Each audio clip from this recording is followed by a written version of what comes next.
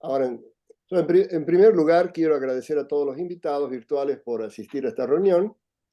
Como saben, nuestro grupo Temas de América Latina comenzó en el 2020, constituido por amigos y conocidos, sin muchas pretensiones académicas, pero estamos todos interesados en tópicos relacionados con América Latina, con énfasis en temas históricos.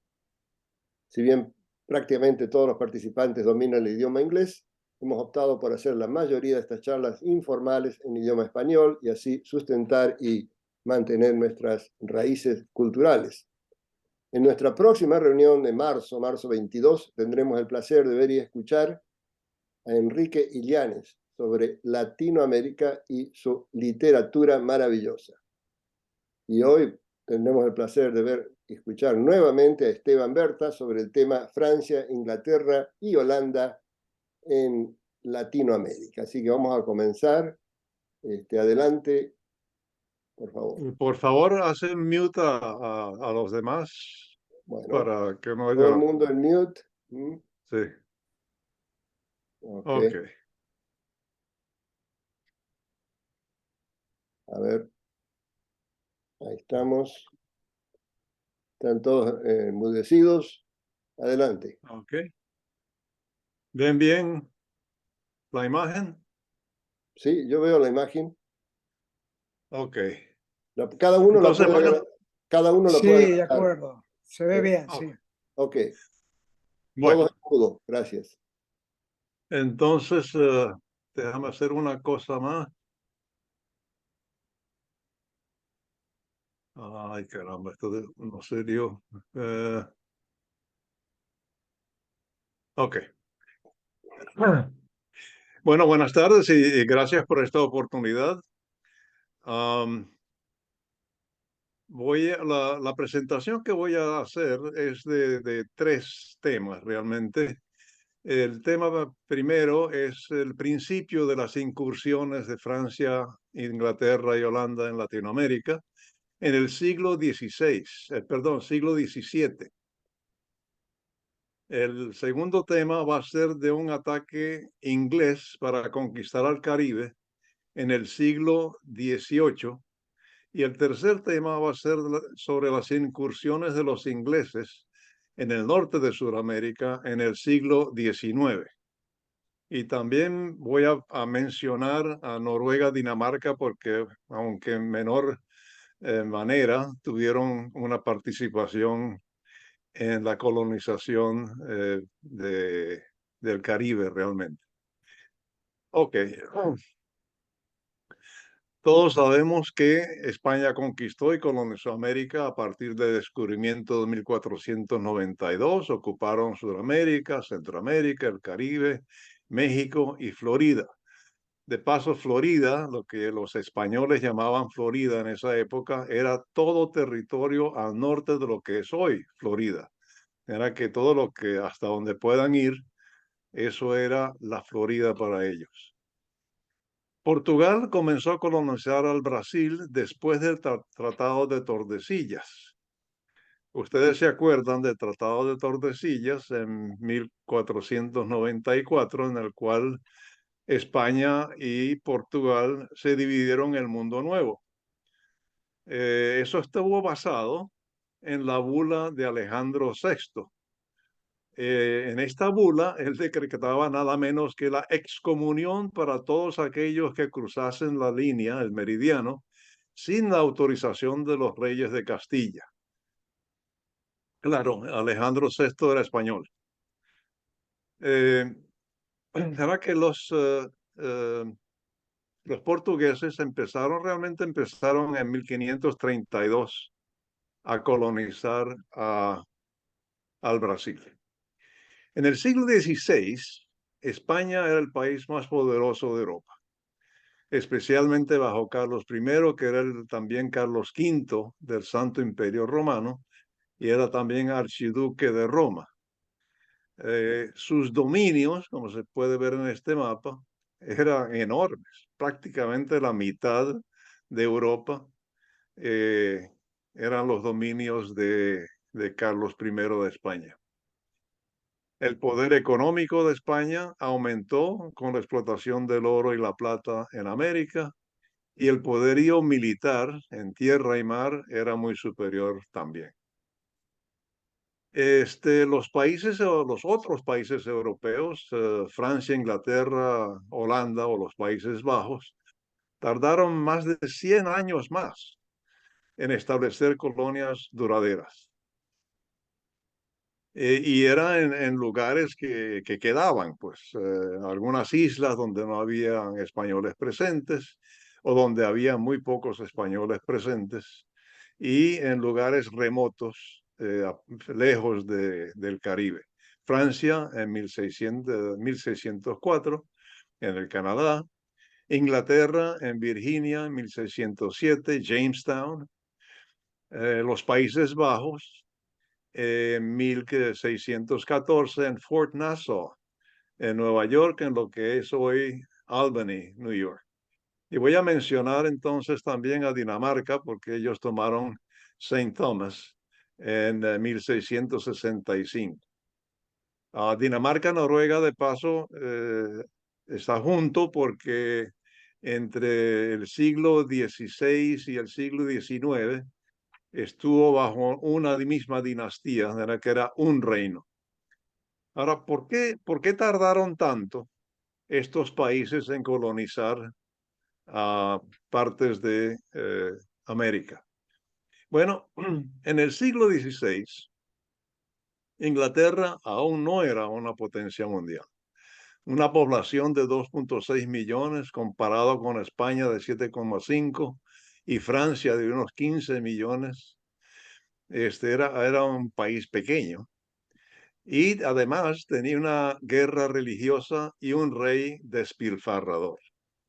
Enrique VIII le hizo la guerra a la Iglesia Católica, se posesionó de muchas tierras y edificios y complejos de la Iglesia Católica, y luego los despilfarró. Era que cuando Enrique VIII murió, el país estaba en la bancarrota. Después de Enrique VIII, una hija, Mary, Bloody Mary, tuvo una guerra contra los reformistas. Ella era católica. Ella murió, vino Elizabeth I, de 1558 a 1603, y ella tuvo una guerra contra los católicos. Era que se pasaron prácticamente todo el siglo en guerras religiosas. Francia era poderosa, pero también tenía una guerra religiosa en el siglo XVI. Los católicos contra los hugonotes. Y fue una guerra bastante dura y muy intensa. España, afortunadamente para ellos, no tuvo guerra religiosa. Holanda estuvo regida por España todo el siglo, pero empezó una guerra contra esta en 1568. Una guerra que duró 80 años. Se llama así, la Guerra de los 80 años. Aunque tuvieron treguas de vez en cuando, por ejemplo, una tregua de 10 años a partir de 1609.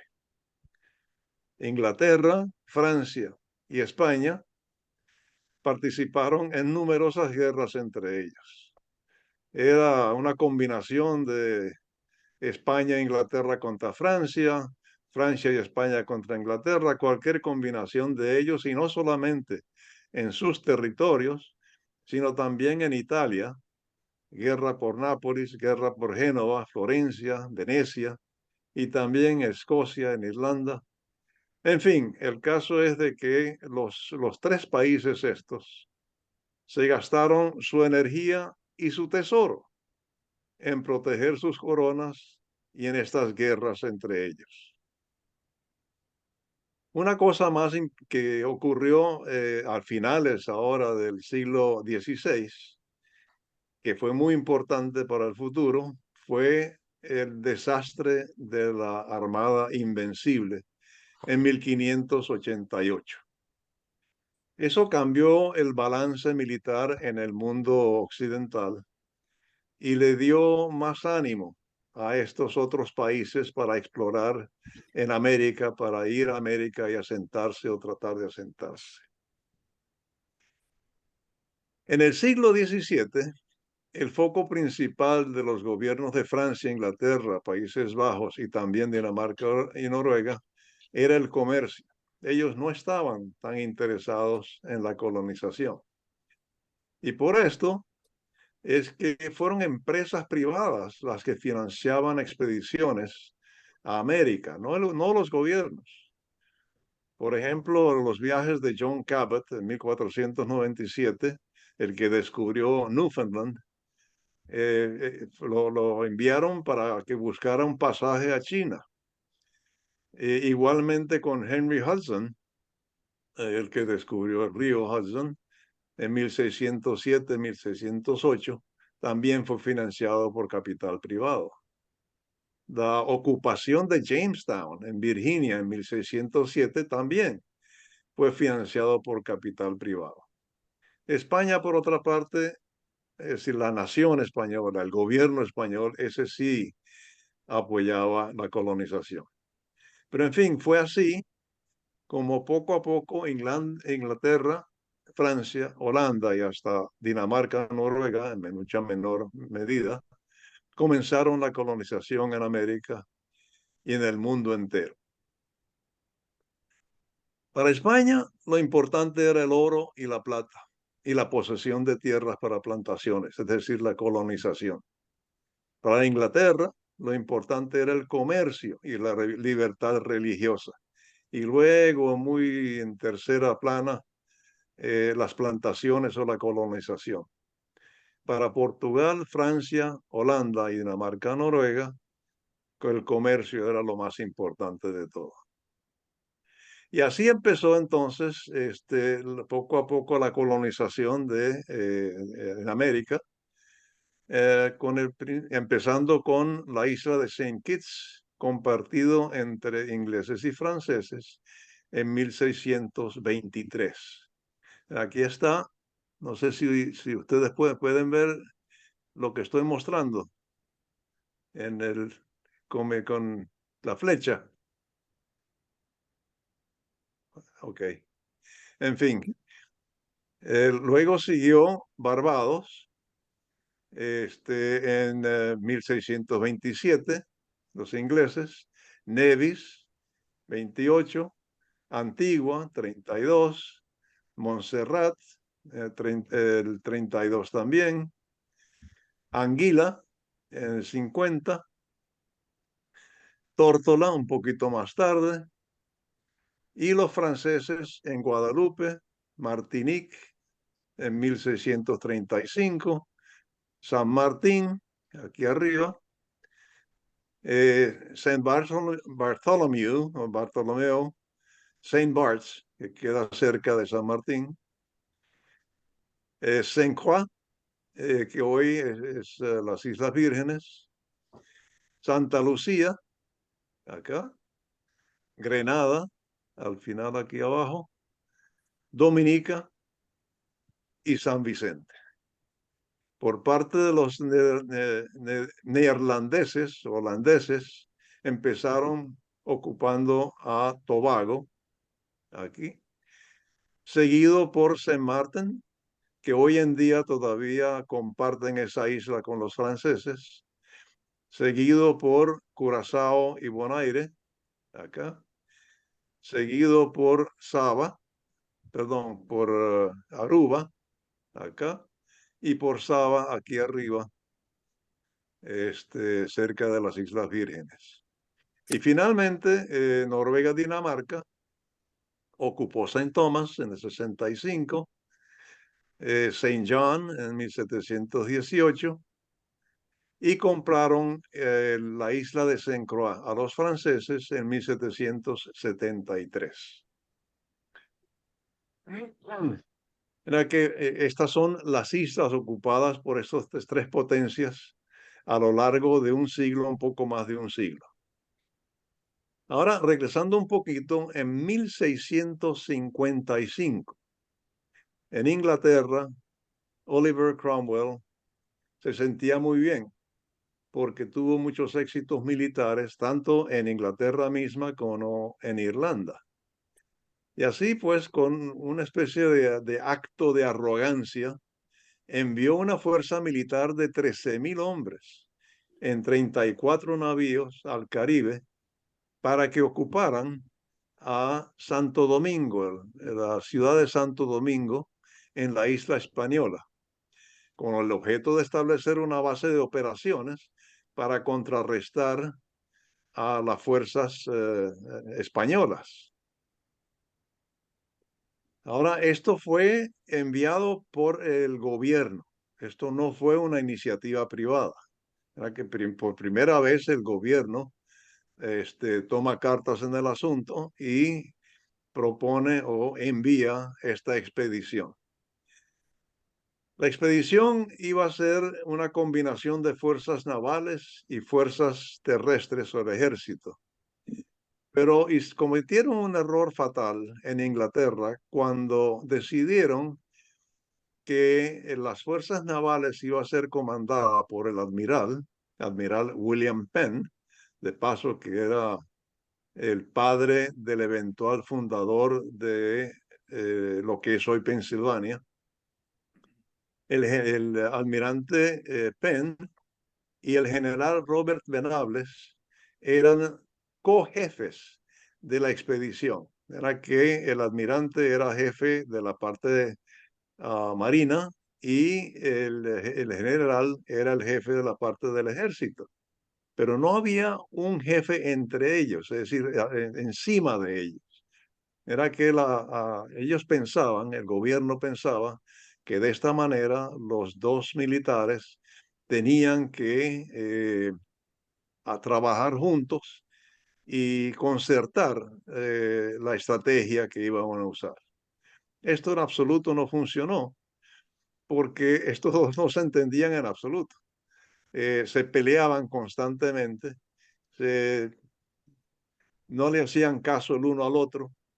Y en fin, eso causó en gran medida de que el ataque a Santo Domingo fuera un fracaso, a pesar de que ellos tenían una superioridad en fuerzas, 13.000 soldados contra los defendientes que eran como 2.500, 2.400 personas. Aún así, eh, perdieron esa iniciativa y tuvieron que retirarse, tuvieron que irse de la isla española porque vieron que no podían tomar a la ciudad. Bueno, ¿qué iban a hacer entonces teniendo toda esa fuerza y esos navíos en el Caribe? Bueno, decidieron entonces ir hacia el oeste, a la isla Santiago, porque la isla Santiago pues tenía muy pocos españoles, apenas había 1.500 colonos en la isla de Santiago, y ellos los ingleses desembarcaron entonces una fuerza de 7.000 soldados y con eso tomaron la isla y la llamaron Jamaica. Era que Jamaica se convirtió en una base de inglés, pero además una base de piratas y corsarios. Corsario siendo piratas al servicio de un país.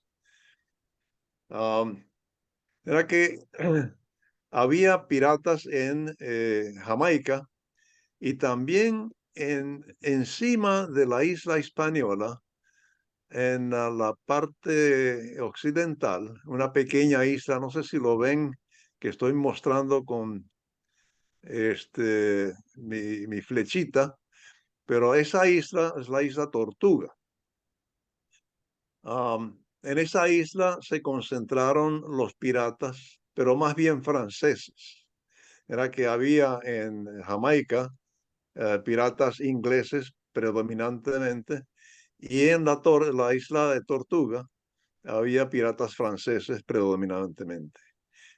Con el tiempo se fueron aumentando en número y se empezaron a ir a tierra firme, a la parte occidental de la isla española. Y poco a poco fueron tomando todo ese terreno en, en el finales del siglo XVII, de tal manera que para 1680 la parte occidental de la isla española tenía una mayoría de franceses, tanto así que en 1697 España no tuvo más remedio que ceder el territorio a Francia, el territorio que ellos, los franceses, llamaron Saint-Domingue, Santo Domingo. Eh, y así esa parte de la isla se convirtió en colonia francesa. Bueno, ¿y Sudamérica? Bueno, en Sudamérica los holandeses, los neerlandeses, se establecieron de primero. En temprano, en 1616, se establecieron en el Esequibo un asentamiento comercial más bien. Un poco más tarde, se asentaron cerca de allí, en Berbice, y un poco más tarde que eso, se asentaron en Cayena, en el extremo oriental de esa zona. Ahora bien,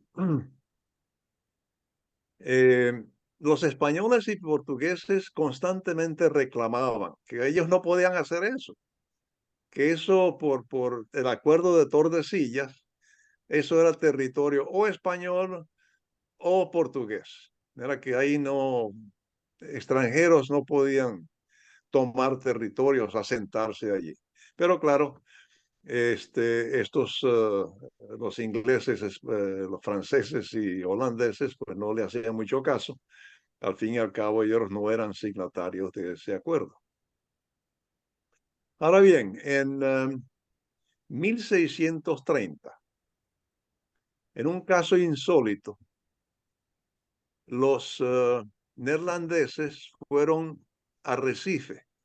Si no ven la flechita, Recife es una ciudad en el extremo este de Brasil. Y con esos 65 barcos y con sus militares, los holandeses ocuparon Arrecife y declararon que esto es de ahora en adelante Nueva Holanda y que esto nos pertenece. Y no es que tomaron Recife y un poquito alrededor de Recife, era que tomaron toda esa zona. Ellos declararon que toda esa zona que ustedes ven en la línea, dentro de la línea hacia el oriente, eso era Nueva Holanda de ahora en adelante. Ahora, esta iniciativa también fue una iniciativa privada, pero también habían aspectos políticos nacionales, porque los holandeses llevaban ya décadas guerreando contra los españoles y contra el Imperio Habsburgo. Y esta era una manera más de socavar el poderío de los españoles y lograr que abrieran puertos españoles y portugueses a los holandeses, a los comerciantes holandeses. Pero uno se preguntaría de que, bueno, ¿qué tienen que ver los portugueses con eso? Bueno, tienen que ver porque de 1580 a 1640, el rey de España también era rey de Portugal. Era que Felipe II, Felipe III y Felipe IV eran reyes de España y de Portugal. Era que los holandeses tenían derecho a fastidiar a los portugueses por esa razón. Los ingleses también se asentaron en Sudamérica, en Surinam, en 1650, y los franceses en Cayena, en 1664.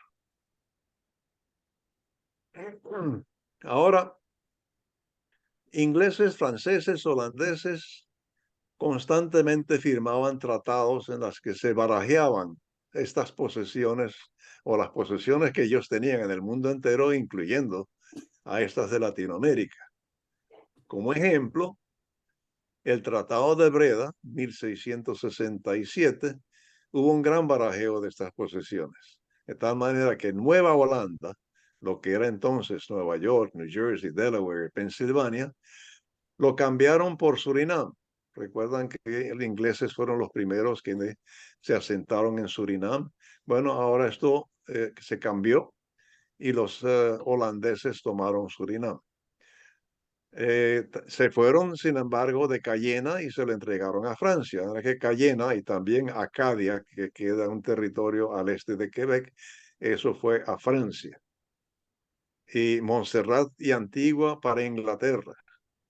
Este es un ejemplo nada más. Un caso extremo es la colonización de Tobago, que extrañamente fue colonizado originalmente por Polonia y Lituania en 1642. Imagínense eso. Polonia es el único país de esa zona que tuvo algo que ver en el Caribe, en Latinoamérica en general. En todo caso, Tobago pasó rápidamente a los Países Bajos en 1693. En 1763 lo obtuvo Inglaterra, se lo dio a Francia en el 83 y luego regresó a ser de Inglaterra en el 94. Otro ejemplo, los daneses le compraron Saint-Croix a los franceses en 1733. Y por el Tratado de Londres en 1814, Holanda cedió unos 50.000 kilómetros cuadrados de territorio guayanés a los ingleses al este del río Esequibo. Y de eso vamos a hablar un poco más adelante, en un poco más de detalle. Era que este fue el asentamiento de estas tres potencias en Latinoamérica. Esta fue la manera en que ellos entraron. Permítame entonces entrar en el segundo tema. En el segundo tema es que en 1740 los ingleses intentaron, ahora por segunda vez, a través de su gobierno, de posesionarse del Caribe. Esta historia, historia está muy bien detallada en este libro, Disaster on the Spanish Main, que es mi fuente principal para esta parte de mi presentación. El caso es de que en 1739 Gran Bretaña autorizó un ataque militar en el Caribe para acabar con el acoso español contra los barcos ingleses, que era intenso, y para tomar el control del Caribe y así poder acceder a los mercados de América Hispana. De tal manera que con 172 barcos y unos 30.000 hombres, fue hasta entonces la iniciativa militar más grande jamás de los ingleses. Los 30.000 hombres eran muchos para esa época, para Inglaterra, tal manera que realmente pidieron ayuda a sus colonias en Estados Unidos o en América en esa época, y 4.000 hombres de esos 30 eran realmente colonos colonos de la América británica que se juntaron para esa expedición. La expedición realmente era hasta más grande que la Armada Invencible, ya que la Armada Invencible tenía 154 barcos, aunque aproximadamente el mismo número de militares. El plan era de tomar La Habana, Cartagena y la ciudad de Panamá. Y el objetivo directo inmediato era la captura de Cartagena. Cartagena era uno de los pueblos más importantes de América Latina, defendida por aproximadamente 5.000 hombres. El ataque iba a ser, como antes, como el primer ataque en 1667, iba a ser una combinación de naval y terrestre. Y nuevamente, la estructura del mando militar fue dividida entre marina y ejército. Era que no hubo jefe único. Otra vez la decisión tenía que ser por consenso. Y una vez más, no hubo tal consenso. La Marina estuvo a mando del vicealmirante Edward Vernon y el ejército al mando de Thomas Wentworth. Y estos dos no se podían ver ni en pintura. Se odiaban, se odiaban y peleaban constantemente. En fin, el ataque empezó el 9 de marzo de 1741. Este es un dibujo, un mapa del ataque en sí. El ataque no podía ser hecho desde el oriente porque era muy pantanoso, de manera que tenían que entrar necesariamente por este estrecho, Boca Chica, tenían que entrar por este estrecho los barcos, subir, entrar en la ensenada, desembarcar el ejército y luego hacer que el ejército logre llegar a esta fuerte, fuerte San Lázaro, y tomar todo eso para poder entrar en Cartagena. Un poquito más grande. Otra vez, no sé si ustedes ven la flecha que estoy mostrando, pero en todo caso en la parte de abajo, parte derecha, en la península se ve que hay varios fuertes.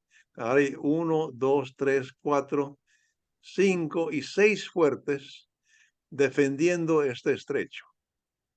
De tal manera que los barcos ingleses tuvieron que atacar a estos fuertes y efectivamente destruyeron los 3 primeros. El que está debajo, la punta de abajo, y los 2 siguientes que están, perdón, los 2 siguientes que están a mano derecha. Era que destruyeron los 3 primeros fuertes y entonces desembarcaron 4.000 soldados para que esos soldados atacaran el fuerte de arriba, que se llama el Fuerte San Luis, de tierra, mientras que los barcos lo atacaban desde el mar. Era que así entre los dos tomaban o destruían el Fuerte San Luis. Mientras tanto, en la extrema derecha hubo un desembarco anfibio de tropas inglesas que entraron y atacaron por atrás esta batería, que es lo que había, de defensa que tenían los españoles, y la destruyeron. Siguieron entonces y en lanchas y barcos entraron y atacaron a este último fuerte que queda en una isla y también la tomaron. Era que al cabo de un poco más de 2 semanas tomaron los 6 puntos de defensa que tenían los españoles y así pudieron entrar en la bahía de Cartagena. Pero claro, los españoles tampoco eran mancos. Era que la artillería de defensa de los españoles hundió por lo menos una docena de barcos ingleses. Además de eso, los soldados que fueron desembarcados en la tierra de Bomba, que se llama esta península, al cabo de 2 semanas empezaron a enfermarse, porque resulta que esa zona tenía muchos mosquitos y particularmente tenía el Aedes aegypti, que es el mosquito de la fiebre amarilla. Y los soldados ingleses empezaron a enfermarse de fiebre amarilla. En fin, en todo caso, los barcos ingleses entraron en la bahía. Los españoles tenían 6 barcos de guerra en la bahía, pero vieron que no podían batallar contra los ingleses y así hundieron sus propios barcos. Los 6 barcos los hundieron completamente. Y además, las 2 defensas que quedaban en estas pequeñas penínsulas a la entrada de la bahía pequeña, son 2 fuertes, fueron abandonados por los españoles. Era que los ingleses ahora tenían el campo abierto y efectivamente desembarcaron el grueso de sus tropas cerca de el fuerte del norte y entraron en tierra firme y dieron la vuelta a esta ensenada para atacar el último fuerte que quedaba, el fuerte San Lázaro. Pero hubo un pequeño fuerte antes de eso que también lo tomaron y ahí establecieron su base para planificar el ataque final, el asalto final al fuerte San Lázaro. Pero bueno, resulta que el fuerte San Lázaro es un tremendo fuerte. Yo he estado allí personalmente y recuerdo paredes de 8 metros de altura, gruesísimos, en fin, no era ninguna cosa endeble. Iba a ser muy difícil para los ingleses tomar ese fuerte. Pero en fin, por fin hicieron su plan y decidieron lanzar el ataque. Um, el 25 de marzo, perdón, fue ya en abril, el, como el 9 de abril empezó el ataque al fuerte San Lázaro. Pero lamentablemente los que planificaron el ataque lo hicieron sumamente mal. La planificación fue mala y la ejecución fue peor. Era que hicieron todo tipo de barbaridades. Por ejemplo, iban a atacar de noche y salieron un poco tarde, era que llegaron de día. Iban a atacar por el norte y resulta que no encontraron el norte y atacaban por el sur, que es donde estaban las murallas de 8 metros. Entonces, esto fue un desastre militar mayor para las tropas inglesas. Así que se retiraron a su centro y allí decidieron que no iban a poder tomar el fuerte de San Lázaro, no solamente por el desastre militar que tenían, sino por los terribles eh, eh, la, por lo terrible que fue el ataque de la fiebre amarilla entre las tropas. Resulta que miles de ellos cayeron enfermos y muchos de ellos murieron. Así que el 16 de abril empacaron y se fueron. Se fueron de regreso a Jamaica y dejaron Cartagena como estaba. De tal manera que luego de 47 días de lucha, el ataque fracasó con pérdidas enormes, 18.000 bajas de un ejército de 30.000 personas.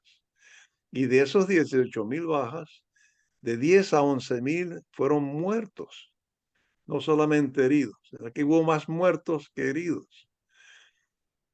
Se perdieron 50 barcos, no solamente por la artillería española, sino porque tuvieron que dejar algunos barcos atrás, porque no había suficientes marineros sanos para navegarlos. Era que fue un fracaso mayor. Así que se regresaron, salieron el 16, regresaron ya para el 27, llegaron de nuevo a Jamaica. Y entonces, bueno, regresaron para curarse, para descansar, reponer sus pérdidas, porque pidieron refuerzos adicionales de Inglaterra y también de las colonias, y también para planear el próximo paso. ¿Qué iban a hacer ahora? Decidieron que atacar a La Habana, como era el plan original, iba a ser muy difícil. En realidad, La Habana estaba muy bien defendida y ahora que ellos tuvieron una reducción muy sustancial en su poder naval y poder del ejército, no estaban a la altura de poder atacar exitosamente a La Habana. De manera que decidieron atacar a Santiago de Cuba, que queda al sureste de la isla. Santiago de Cuba está muy bien protegido. Hay ese estrecho para poder atacar a Santiago de Cuba con barcos. Los barcos tenían que entrar por ese estrecho, pero había baterías de ambos lados del estrecho. Era que no iba a ser tan fácil de los barcos ingleses de entrar para poder atacar a Santiago de Cuba. Y por esa razón es que el vicealmirante Vernon, decidió que él no iba a entrar por ese estrecho y que la manera de tomar a Santiago de Cuba iba a ser por tierra. Y el ejército estuvo de acuerdo con eso. Vernon, vicealmirante Vernon, los convenció de que los barcos iban a desembarcar al ejército y el ejército podía caminar desde el punto de desembarque hasta la parte de atrás, la parte oriental de Santiago de Cuba y atacarlo y tomarlo. En realidad, la ciudad estaba no muy bien defendida, que digamos, tenía aproximadamente 1000 entre soldados y milicia defensores. Era que así fue como se acordó y el 9 de julio de 1741 el ejército de unos 4000 desembarcó en Guantánamo para atacar a Santiago por tierra. Ellos desembarcaron, como ven ustedes, donde está la bahía de Guantánamo, y hicieron su campo allí mismo. Pero entonces, voilà, se dieron cuenta de que un momento, Santiago de Cuba queda un poco lejos de aquí. Quedaba a 120 y tantos kilómetros de donde estaban ellos. ¿Y cómo es que van a ir allá y llevar todos sus pertrechos y llevar la artillería y todo eso cuando no tenían ni bestias de carga, ni tenían vagones, ni nada? De manera que se dieron cuenta de que eso era imposible o tan difícil de hacer de que no valía la pena hacer el esfuerzo. De tal manera que el general Wentworth fue de regreso a vicealmirante, a Vernon, para exigirle que no, el ataque tiene que ser anfibio y tiene que ser con barcos entrando por el estrecho. Y entonces iban a atacar a Cuba, a Santiago de Cuba, desde el mar y luego desembarcar a los soldados y así iban a tomar la ciudad. Pero Vernon no estaba de acuerdo con eso.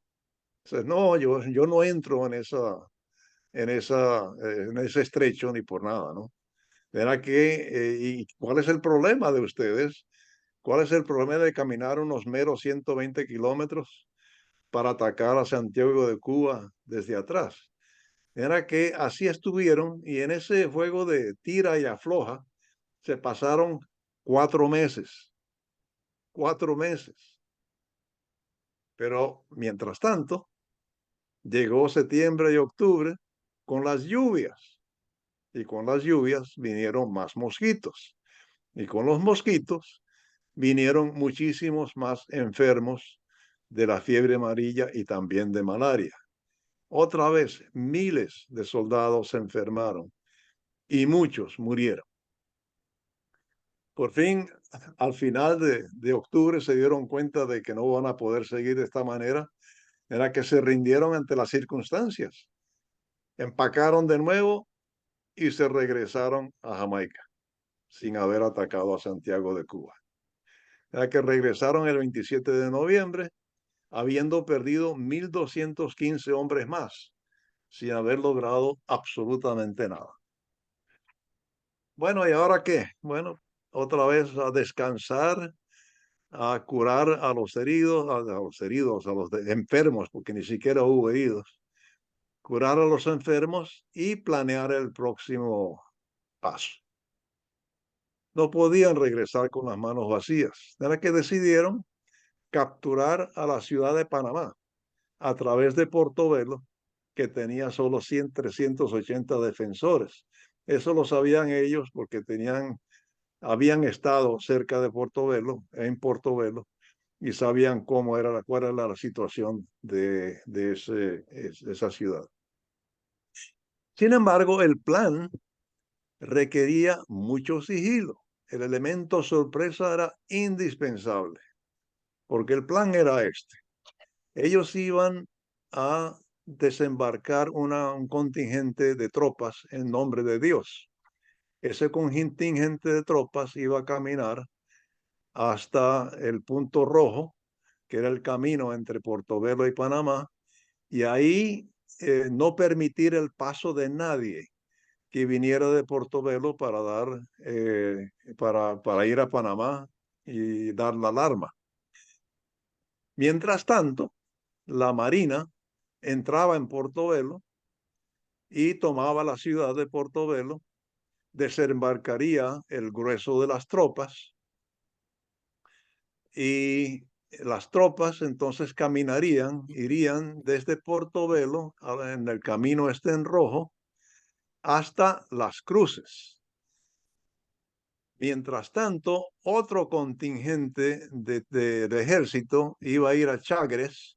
Allí se iba a embarcar con lanchas y canoas y llevar los pertrechos y la artillería a Las Cruces. En Las Cruces, los dos grupos del ejército se encontraban e iban a salir a Panamá, a la ciudad de Panamá, y sorprenderla desde allí. Ese era el plan. Era que el sigilo era sumamente importante para que nadie de Portobelo pudiera dar la alarma a la ciudad de Panamá. Pero en vez de un ataque de sorpresa, como era el plan, el almirante Vernon decidió entrar en la bahía de Portobelo con toda su escuadra y en pleno día. Claro, los defensores se escaparon, se fueron a la ciudad de Panamá y dieron la alarma. Bueno, y entonces, ¿qué se hace? Ya no podían ir a tomar la ciudad de Panamá, por lo menos no tan fácilmente. Era que una expectativa de los ataques de los españoles, la fiebre amarilla sin aflojar, decidieron regresar a Jamaica, sin ni siquiera haber desembarcado tropas. Ese es otro fracaso. Y esto culminó el fracaso completo de la expedición inglesa al Caribe. El total de muertos, no de bajas, de muertos, era aproximadamente 15.000 hombres. De los colonos americanos, solo 300 regresaron. De paso, de entre esos 300 estaba un tal Lawrence Washington, que era el medio hermano de George Washington. Y resulta que Lawrence Washington tenía una hacienda cerca de la ciudad de Washington, que él eventualmente lo renombró y lo llamó Mount Vernon, en honor al almirante. Era que cuando vamos a Washington, a las cercanías de Washington, vamos a visitar la hacienda de George Washington, que se llama Mount Vernon, se llama así por el vicealmirante Vernon.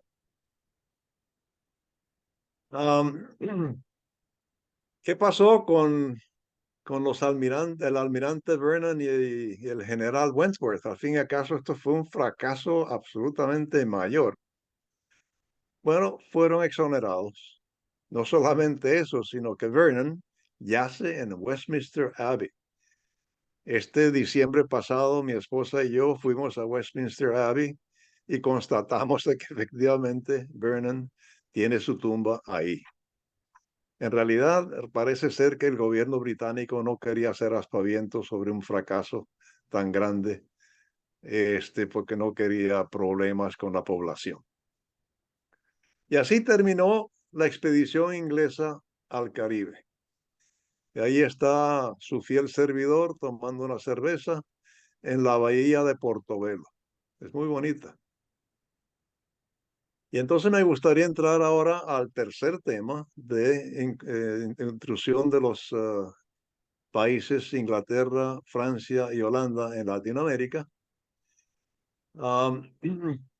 con que en 1777 Carlos III de España decidió crear la Capitanía General de Venezuela, que antes pertenecía al Virreinato de Nueva Granada y ahora quería hacerlo independiente.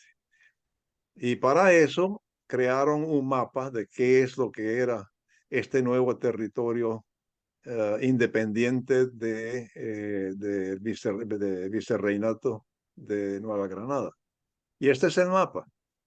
Este es, por supuesto, una reproducción del mapa del original hecho por el gobierno venezolano. Un poco antes de la toma de esta decisión, este era el mapa de América del Sur. Nueva Granada era el virreinato de Nueva Granada e incluía a Venezuela. Y ven ustedes dos Guayanas, la Guayana francesa en verde y la Guayana holandesa en rojo. Esa Guayana holandesa, que tenía bastante territorio, sin embargo, tenía muy poca gente. Apenas había unos 1.500 europeos, colonos europeos, y habían 30.000 esclavos, nada menos, 20-1. Era que los que mandaban en la Guayana holandesa pedían constantemente nuevos colonos de Holanda, pero Holanda era un país muy pequeño, apenas tenía que 2 millones de habitantes. Era que no vinieron muchos, vinieron muy pocos.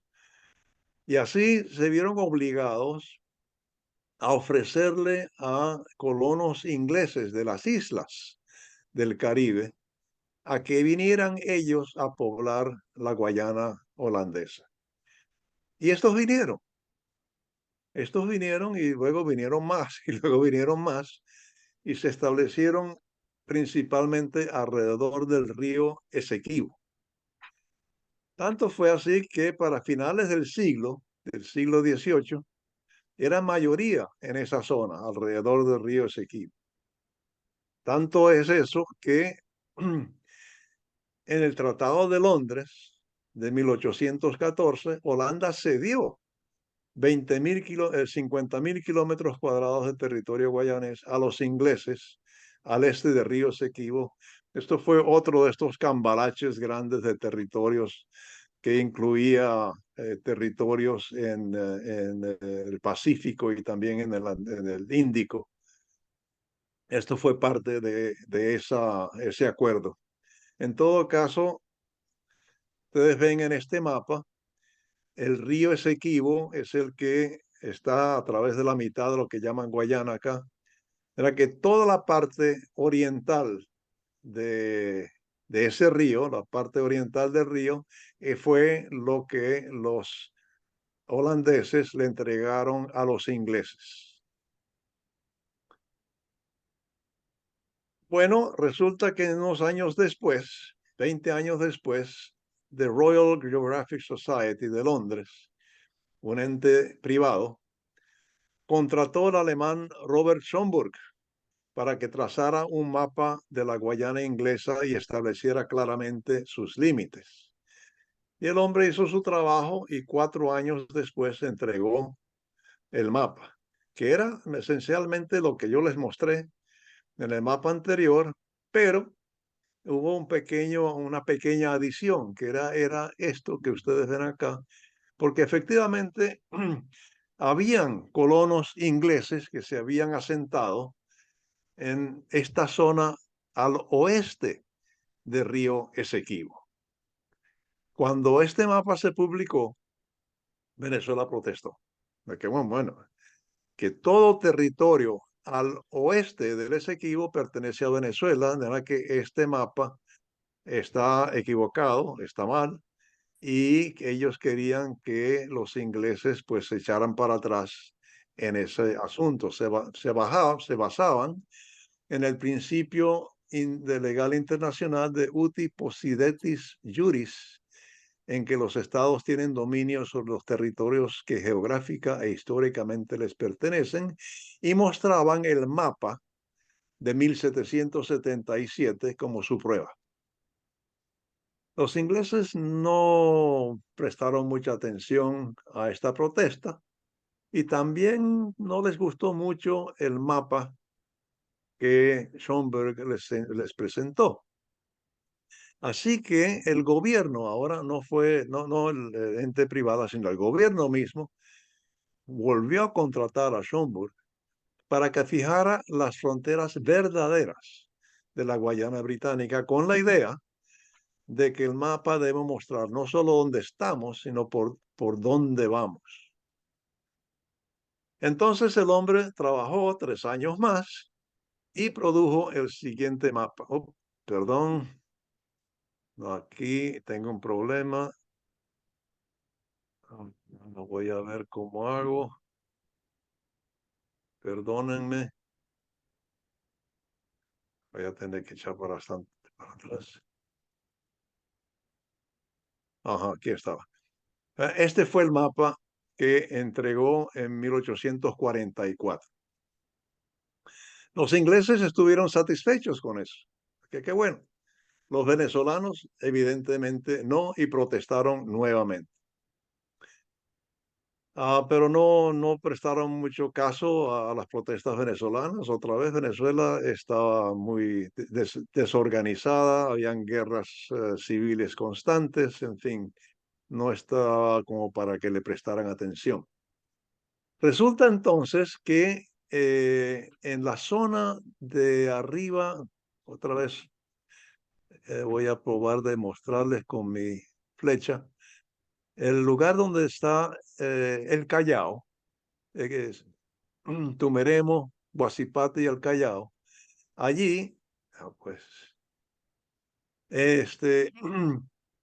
descubrieron unas importantes minas de oro.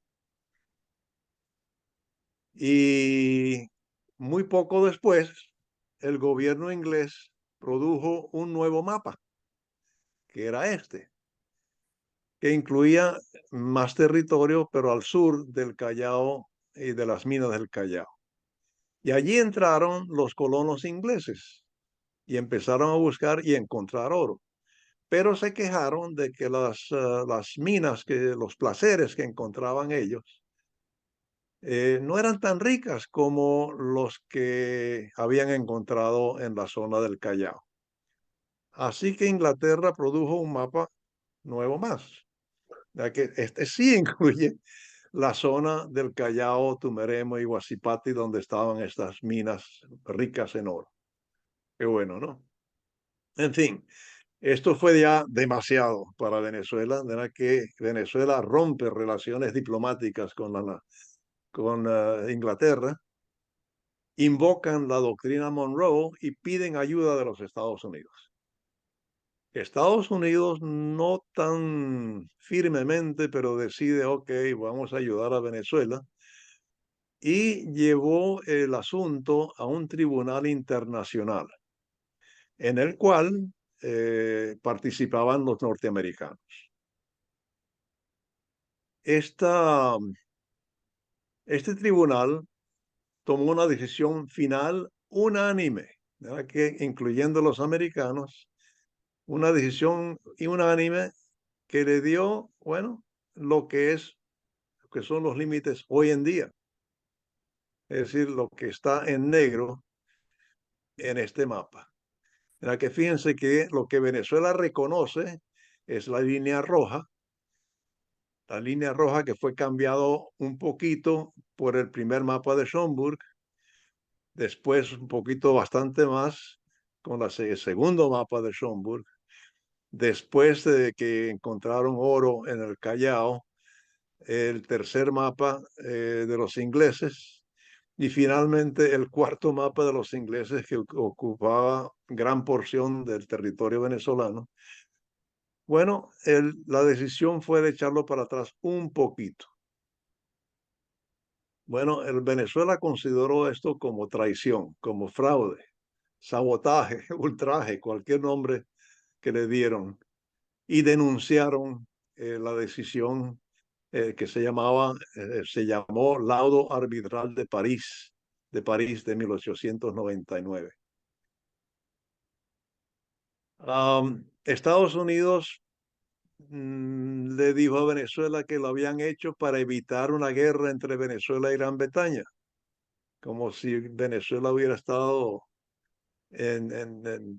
con posibilidades de hacerle la guerra a Inglaterra, un país que estaba sumamente débil por las guerras internas, estaba anárquico, era que no es posible y no es creíble que esa fue la razón por la cual los americanos tomaron esa decisión. Más aún, en 1902, 3 años después, como Venezuela no había aceptado el laudo arbitral del país en 1902, Venezuela fue bloqueado por una fuerza naval inglesa, alemana e italiana que tenían como objetivo de cobrar deudas adquiridas con los ciudadanos de sus países. Este es un estratagema que usaron también en México. Aunque en México desembarcaron tropas y todo, aquí no, aquí solamente fue una amenaza, pero suficiente para que Venezuela aceptara a malas ganas el laude de 1899. Después se echaron para atrás numerosas veces, argumentando de que lo hicieron bajo presión, lo cual es cierto. Pero esta decisión de Estados Unidos y además de eso, de que no hicieron nada para ayudar a Venezuela en el bloqueo de 1902, esta decisión de Estados Unidos fue tomada con mucho problema en Venezuela. De tal manera que la animadversión que existe en Venezuela aún hoy en día, en parte se debe a esta decisión en que se sospecha de que Estados Unidos no es tan sincero con eso de la doctrina Monroe o de que iban a proteger a los países latinoamericanos o países americanos en general. En todo caso, Venezuela desde entonces reclama el territorio como propio y en sus mapas el área aparece con rayas oblicuas, como ven aquí. Gran Bretaña le da la independencia a Guayana en 1966, se libera del problema, Guayana se considera soberano de su territorio. Ahora, en cuanto a, a, este, a este problema, la disputa, mi opinión es que nunca se va a resolver. Guayana nunca va a entregar más de la mitad de su territorio a Venezuela y Venezuela lo sabe. Para Venezuela tiene una función de que, bueno, es conveniente resucitar el problema cuando hay que desviar la atención pública por alguna razón interna. En todo caso, yo creo que ya me pasé mucho de tiempo y aquí termino esta charla. Le agradezco por su atención. Bueno, muchísimas gracias, Esteban. Muy interesante y seguro va a despertar muchas preguntas. Una cosita más, con los ingleses, aparte, acá los argentinos, cuando estudiamos historia, en 1806 y 1807 fueron las famosas invasiones británicas a Argentina. Llegaron a Buenos Aires porque las guerras napoleónicas habían depuesto al rey de España y los ingleses decidieron que, como había una acefalía, aprovecharse el momento y efectivamente invadieron Buenos Aires en 1806 con el general Beresford. Fueron derrotados y en 1807 con el general Whitelock fueron derrotados. Son las invasiones inglesas a Argentina. O sea, que también llegaron al cono sur en sus ambiciones. El otro punto, cuando hablabas de que el ejército y la marina no se ponían de acuerdo, y parece que era una cosa recurrente, o sea, sucedió en muchos lugares que había un desacuerdo, una falta de coordinación. ¿Cómo? Y si te acuerdas, cuando se hundió la Armada española, ahí también tenían que venir de Holanda los españoles y coordinar, y también hubo un desacuerdo. Recuerdo bien. Y bueno, hubieran podido tomar la decisión de que hay un jefe único, tal vez un jefe para estos dos, pero no lo tomaron. Y eso realmente fue un problema en ambas incursiones, en 1667 y 1740 igual. Y fueron desastrosos en ambos casos. Sí.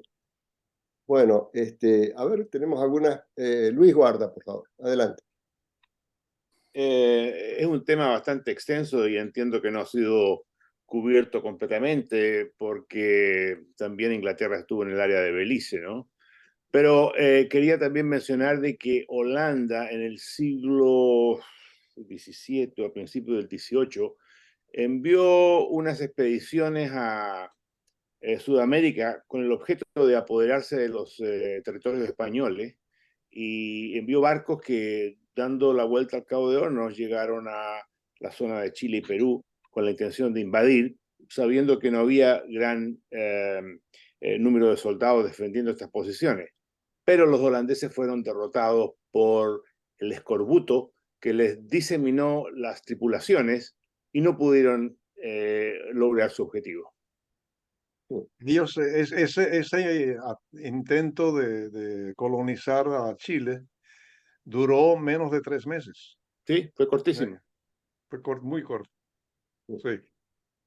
Y los motivos. Ahora, respecto a Belice, en Belice no habían españoles. Era que los ingleses, desde muy temprano, desde temprano, de los 1600, entraban en Belice tranquilamente para sacar la caoba y se llevaban la caoba a Inglaterra. Los españoles protestaban constantemente de que ustedes no pueden hacer eso, pero lo hacían de todas maneras, hasta que los españoles por fin decidieron darles permiso a ellos a cambio de un pago. Era que ahí, realmente en Belice, que yo sepa, no hubo una guerra y los ingleses simplemente entraban con mucha tranquilidad, luego con permiso, y luego pues simplemente se tomaron la Honduras británica para ellos. Así es, Honduras Británica. A ver, ¿tenemos algún comentario? Isaac. Sí. Sí. Me llama un poco la atención la estrategia militar inglesa, especialmente para la toma de Cartagena. Por lo que vi del mapa, Cartagena estaba casi sobre la orilla del mar. ¿Por qué tomaron un camino tan peripatético para entrar por la bahía, caminar tantas millas, tratar de atacar por atrás? ¿Por qué no atacaron directamente por adelante? Tenían 150 barcos. Sí, pero la playa de esa zona es muy ¿cómo se llama? No muy profunda, muy poco profunda. Y además hay unas islas muy cerca de la playa, de manera que no podían bombardear directamente la ciudad porque a donde empezaba el agua profunda ya era muy lejos de la ciudad. Era que no podían entrar por allí, porque por lo poco profundo que era la zona. Y no podían entrar por la parte este porque era muy pantanoso. Era que ellos estaban obligados a hacer lo que les mostré, dar la vuelta por la bahía eh, por esa bahía y desembarcar por ahí. Que no tenían otra solución. Es interesante lo de la batalla de Cartagena. En España, en Madrid, visitamos el Museo Naval Español, y tiene toda una sección dedicada a la batalla de Cartagena. Cosa que yo no sabía mucho, pero nos enteramos ahí. Se ve que en España fue una gran victoria y ellos lo celebran, una sección del museo de explicaciones sobre esta batalla. Miguel, ¿tienes algún comentario? A ver, no te escuchamos, Miguel, estás silenciado, estás en mudo, por favor. Miguel es de España, a ver. Mi conocimiento de esa época de la historia y especialmente de esa historia es muy pequeño. No sé. Lo único que me ha llamado la atención es que los ingleses también cometían desastres igualmente, igual que los de la Armada Invencible, pero de eso poco se ha hablado en la historia. La historia inglesa No quieren hablar de eso. no quieren hablar. Inconvenient truth. Sí. Bueno, Inconveniente. De hecho, el gobierno de esa época, es decir, ellos estaban plenamente enterados del enorme desastre, porque fueron prácticamente 30.000 hombres que se perdieron, fueron 50 y tantos barcos que se perdieron, y la fortuna que gastaron en eso fue enorme. Era que lo lógico hubiera sido llevar a estos dos al paredón, pero no querían hacer mucho ruido, porque, en fin, ellos eran no cómplices, digamos, pero sí eran parte del desastre, ¿verdad? Que no lo dejaron así. o sea, sí, Bernardo, adelante. No, Steven, me parece estupenda tu plática porque efectivamente, como acaban de decir, conocemos muy poco de esas cosas. Yo creo que por los dos lados, ¿no? Para los españoles, porque pienso, yo soy originariamente de México, pero pienso que pues el Caribe y una isla por allá, como que comparado con México y Centroamérica y luego Sudamérica, etcétera, pues era relativamente pequeño, como dices, fue una tragedia más grande para los ingleses. Es sorprendente que, que hayan tenido esa falta de coordinación. Luego nos explica uno cómo conquistaron territorios tan grandes como la India y todos lados, ¿no? Australia y todos los territorios en África y en todos lados del mundo, ¿no? Pero Puro bueno, ejército. fueron Puro seguros. ejército. Por eso, pero bueno, fueron seguramente aprendiendo de esos errores, y yo creo que también aquí en Estados Unidos en la historia, pues tampoco se platica mucho de eso, ni los estudiantes saben mucho de eso, ¿no? No es una cosa que normalmente, pues, si difícilmente saben dónde está Francia o España o Inglaterra, pues menos dónde están todas esas islitas en el Caribe y todo eso. Así es que es un Yo poco, creo es una historia fabulosa porque parece casi como una película, ¿no? Como una película así impresionante de interesante y pues realmente nadie la conocemos, ¿no? Desde luego es fabuloso. Este grupo es fabuloso. Me da tanto gusto que Ovidio me haya invitado porque realmente todos saben mucho, pero qué bueno que nos iluminas con eso. Para mí ha sido un descubrimiento total de cosas que yo no sabía para nada, ¿no? Gracias, Bernardo. Jaime, ¿levantaste la mano o te estabas tocando la cabeza? No te escuchamos. Estás en mudo. Estás silenciado. A ver. Ahora. No, me estaba rascando. Sí, bueno. Está bien. Ok. Vi que levantabas la mano. Alejandro es el que sabe mucho de este asunto de piratas y marinos. Y a ver, Alejandro.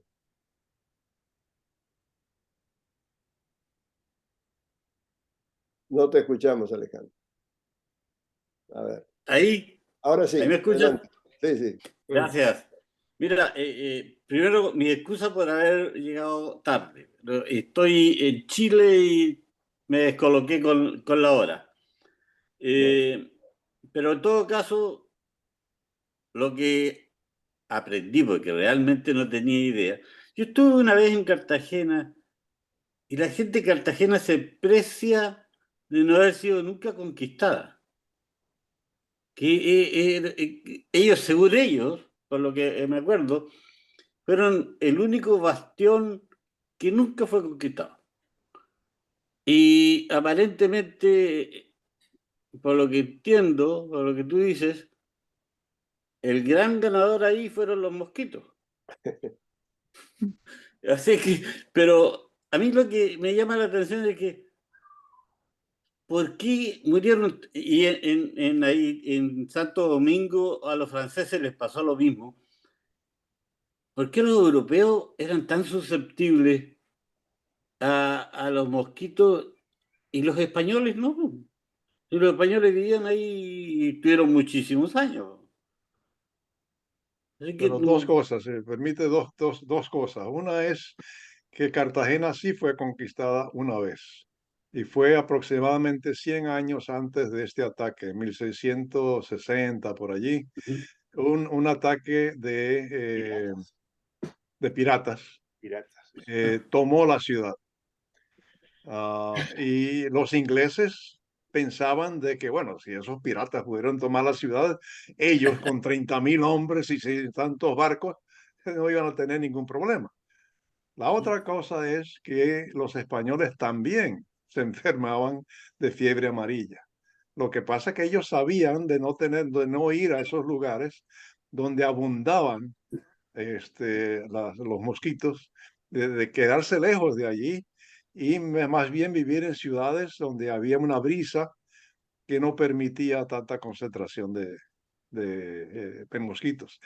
El jefe, no recuerdo su nombre ahora, el jefe de plaza de la defensa de Cartagena en esa defensa, en ese evento, también murió de fiebre amarilla muy poco después del ataque. Podríamos decir, quizás en forma vaga, ¿no?, que los ingleses fueron más exitosos con sus corsarios y piratas que con sus ejércitos. Claro. Porque la verdad que causaron mucho daño los Sir Walter Raleigh y todos ellos, con sus piraterías, causaron grandes problemas. Bueno, los piratas ingleses no eran piratas, eran lords y Bueno, eventualmente, condes y duques y todo. pero- Era realmente el ejército camuflajeado para que no los atacaran los claro, españoles. pero camuflajeados. Pero eran Bueno, por eso, piratas. pero camuflajeado a medias, porque los habituallaban, les daban armas, les daban dinero, todo.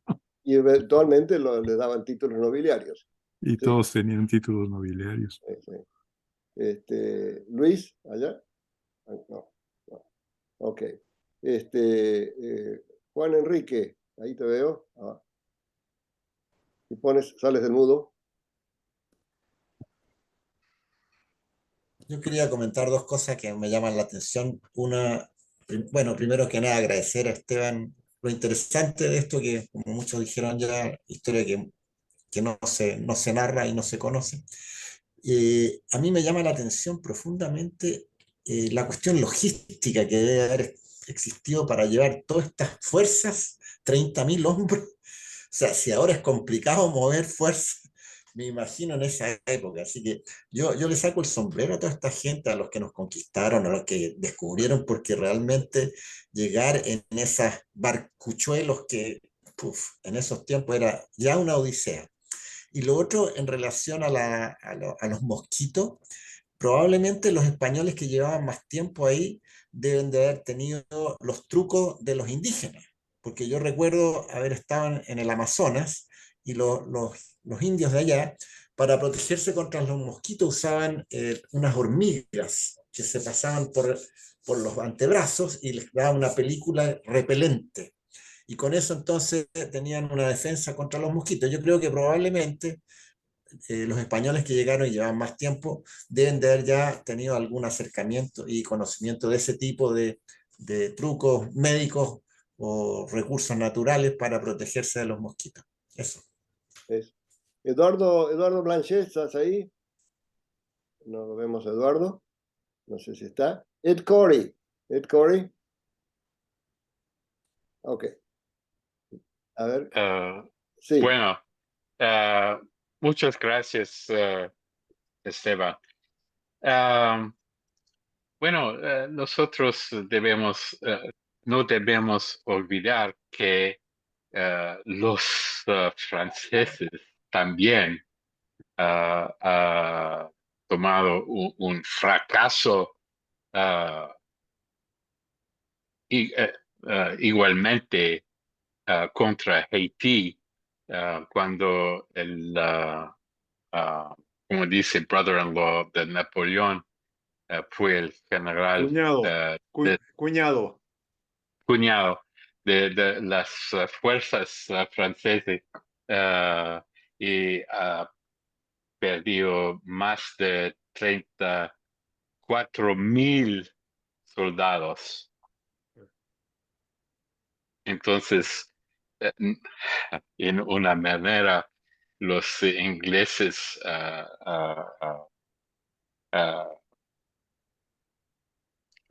how do you say, copied, Copiaron. Imitaron. sí, imitaron los, los ingleses. Ok. Sí, Luis. No, un comentario sobre las enfermedades y las guerras, que esto de la fiebre amarilla no es una cosa única, puesto que muchos ejércitos han sido diseminados por enfermedades.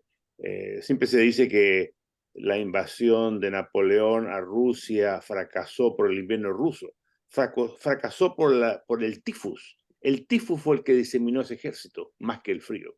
Y así hay muchos ejemplos, ¿no? El escorbuto, la malaria, la fiebre amarilla, etc.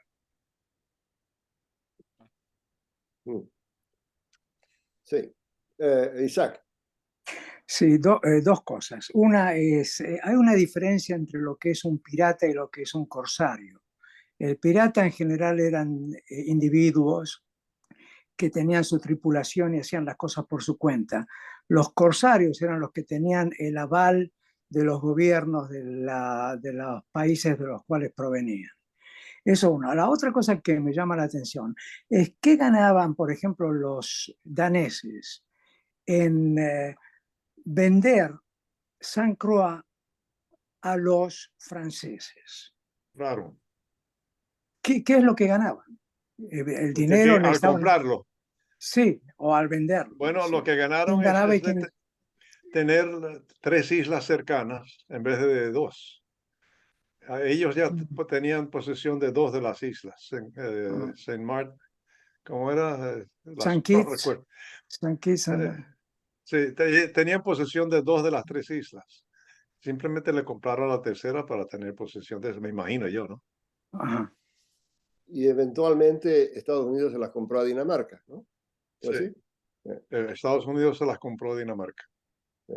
Interesante. ¿Algún otro comentario tenemos aquí? Sí, No. Rosa. Hace un par de días salió acá en las noticias que Venezuela otra vez estaba pidiendo el territorio de Guyana. No sé, yo no tenía idea, si no me lo cuentas tú ahora cómo sucedió esa cosa, no hubiera sabido nunca. La otra cosa es una pregunta que tengo. Hoy en día, aparte de llamarse Guyana Irlandesa, Guyana Francesa, ¿qué territorios en este momento no pertenecen ni al Commonwealth de Inglaterra o qué territorios pertenecen a Holanda, Francia, Inglaterra, en Latinoamérica? En América. Latinoamérica, exceptuando las islas del Caribe, porque ahí sí hay territorios de Francia y de Inglaterra, pero en Sudamérica, que yo sepa, no hay ningún territorio que no sea independiente, aunque la Guyana es parte de del Commonwealth. Guyana francesa, ¿no? El Commonwealth es un acuerdo comercial. ¿Y la Guyana francesa? ¿Francia le pertenece a Francia o así se llama? No, yo creo que tienes razón. Yo creo que la Guyana francesa pertenece a Francia. Sí, yo creo que efectivamente. Sí, porque es el lugar de los lanzamientos de la Unión Europea, ¿no? Claro, sí. Cuando hay elecciones, los guyaneses votan por el presidente francés. ¿Ah? Y está pero Surinam sí es independiente. Sí. Las Malvinas. ¿Alguna de las islas, San Croix o San Tomás, pertenece? Sí, Dominique, Guadalupe y ¿Quién perteneciendo? Martinica pertenece a Francia. Sí. Son parte de Francia. Es un departamento, un estado de Francia. San Martín también. ¿Cómo? San Martín también está dividida, ¿no? Entre los sí, holandeses y los franceses. Todavía sigue dividida. Ahora, las Malvinas, como digo Juan. ¿se ha descubierto petróleo en la Guayana Inglesa? ¿O también es un asunto nuevo? No, eso es viejo. Pero por ahí. digamos, uno de los reclamos. Bueno, el reclamo incluiría todo eso, ¿no? Todo lo que hay debajo del subsuelo. Pero sí, descubrieron petróleo hace tiempo, ¿ah? En Guyana. Hace mucho tiempo que descubrieron petróleo ahí. Y se está extrayendo ahora. Y decían que por eso querían que le regresen ese territorio. No es por eso, ¿no? El Acabo regreso de... del territorio es por asuntos históricos. Bueno, pero el hecho de que tenga Venezuela oro y dice, Venezuela petróleo. dice que ese territorio le pertenece desde 1777 y de que no tienen derecho nadie para tomárselos para otra cosa. Y cualquier cosa que haya en el subsuelo, pues también pertenece a Venezuela, pero no es el asunto del subsuelo lo que motiva a Venezuela para reclamar ese territorio. Yo creo que es motivo, pero que no es legalmente, me refiero, legalmente le pertenece a Venezuela, digamos, pero que el motivo, porque acaban de empezar hace 2 días otra vez el reclamo, es por el petróleo. O tal vez, así lo decía el señor Google. es posible, o tal vez porque hay un problema interno venezolano. Ya. Bueno, eso es más probable todavía. Eso siempre, como dice, va a ser un motivo de distracción. No, de orgullo nacional y, Sí. y en situaciones de crisis eso sale a relucir siempre. Esos motivos así. Bueno, si tenemos alguna pregunta, si no vamos a cerrar, ¿no? Bueno, Una opinión última. exacto. Nunca le den a los franceses e ingleses un lápiz y un mapa.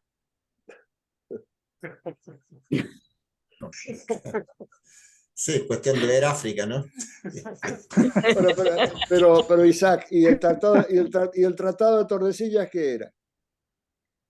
Bueno, no, eso además. Pero ese era un problema español, francés, etcétera. Pero los franceses e ingleses son, para mí, por lo menos, genios en el asunto de manejar mapas con un lápiz en la mano. Es cierto, pero eran los factores de poder en ese momento. Cuando estaba Portugal y España en control, ellos usaban el lápiz, y cuando Inglaterra llegó a su poderío más fuerte, ellos usaron. 1919, Ovidio. 1919. 1919, después de la Primera Guerra Mundial también. Sí. Es lo que nos decían nosotros en medicina, y yo les digo a mis alumnos. El lápiz que traen en la mano es el arma más poderosa del sector salud. Exacto. Así es. Bueno, gracias. Gracias. Esteban, gracias, Esteban. Gracias, Esteban. Gracias. Hasta pronto. Muy bien. Gracias a todos. Gracias, fabuloso. Muy bien. Gracias.